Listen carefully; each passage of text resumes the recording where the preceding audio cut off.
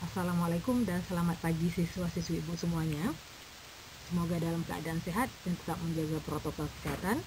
Baik, untuk hari ini Ibu akan menjelaskan materi kelanjutan dari materi kita sebelumnya, yaitu prinsip yang harus dipertimbangkan dalam tahapan produksi ini. Jadi prinsip yang harus dipertimbangkan dalam menetapkan skala produksi itu ada 3. Yang pertama, penentuan skala produksi sesuai dengan tujuan perusahaan. Yang kedua, skala produksi bersifat sederhana dan praktis. Yang ketiga, skala produksi yang telah ditetapkan bermanfaat dalam memberikan analisis dan klasifikasi. Yang pertama tadi, bahwa penentuan skala produksi sesuai dengan tujuan perusahaan artinya jangan sampai ada perubahan tujuan perusahaan dikarenakan skala produksinya yang terlanjur ditentukan. Jadi, apa tujuan perusahaan, maka skala produksinya harus sesuai dengan tujuan perusahaan kita. Yang kedua tadi, skala produksi bersifat sederhana dan praktis, sehingga mudah dilaksanakan oleh siapapun. Yang ketiga, skala produksi yang telah ditetapkan bermanfaat dalam memberikan analisis dan klasifikasi mengenai kegiatan proses produksi.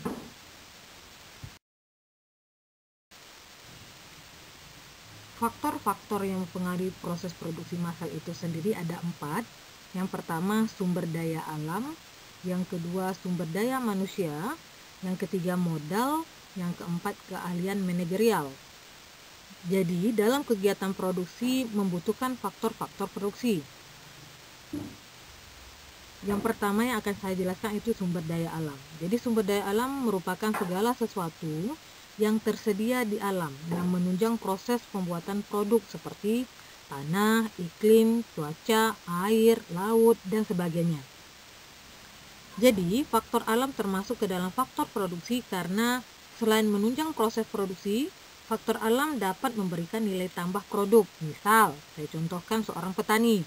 Seorang petani pasti membutuhkan tanah yang subur dibandingkan dengan tanah yang gersang. Jadi, tanah juga termasuk faktor alam. Karena apa? Jika tanah yang subur akan menghasilkan produk atau hasil yang banyak dibandingkan dengan tanah yang tidak subur.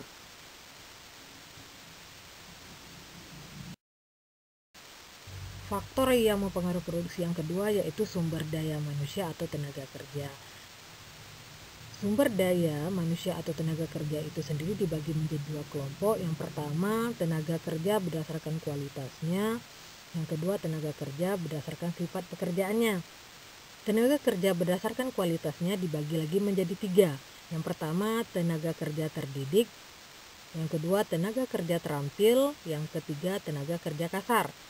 Tenaga kerja terdidik merupakan tenaga kerja yang menempuh pendidikan formal. Jadi misalnya guru itu contoh tenaga kerja terdidik, mereka harus kuliah di bagian bidang guru.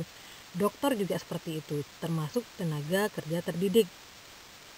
Yang kedua, tenaga kerja terampil itu tenaga kerja yang mengutamakan pengalaman dan keahlian. Semakin banyak pengalamannya, maka hasil produksi yang dihasilkan lebih bagus. Contohnya adalah penjahit, supir, koki gitu. Jadi mereka punya pengalaman.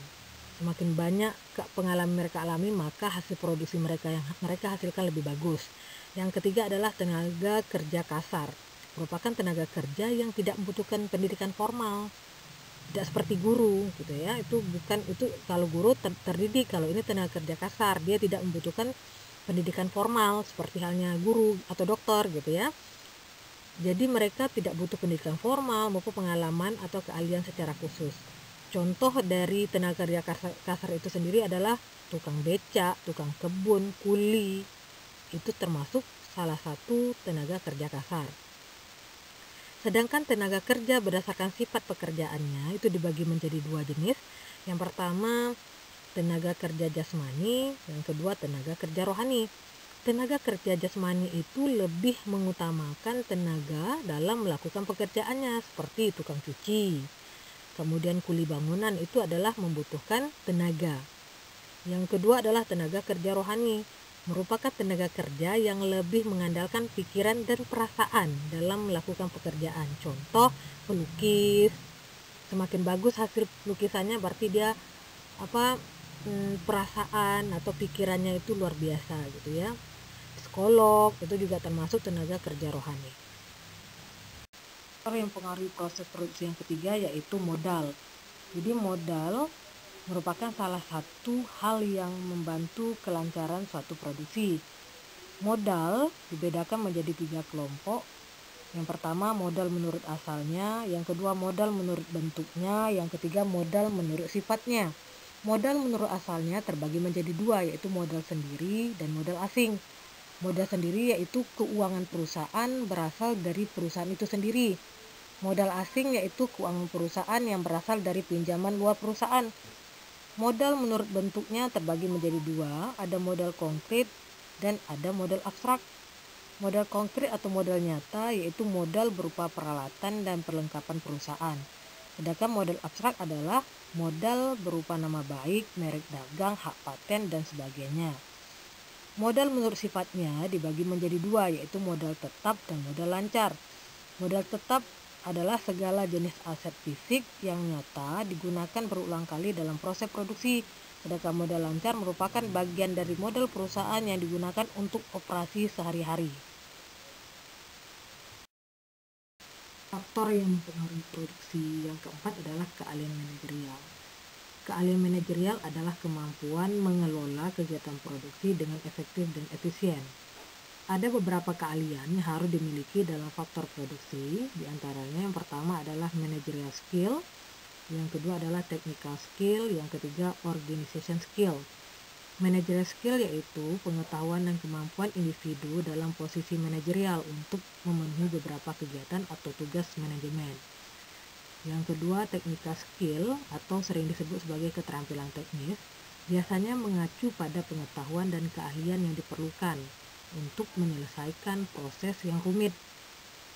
Organization skill atau keahlian organisasi definisikan sebagai kemampuan untuk menggunakan proses dalam menyelesaikan sesuatu dengan mengagumkan dan efektif.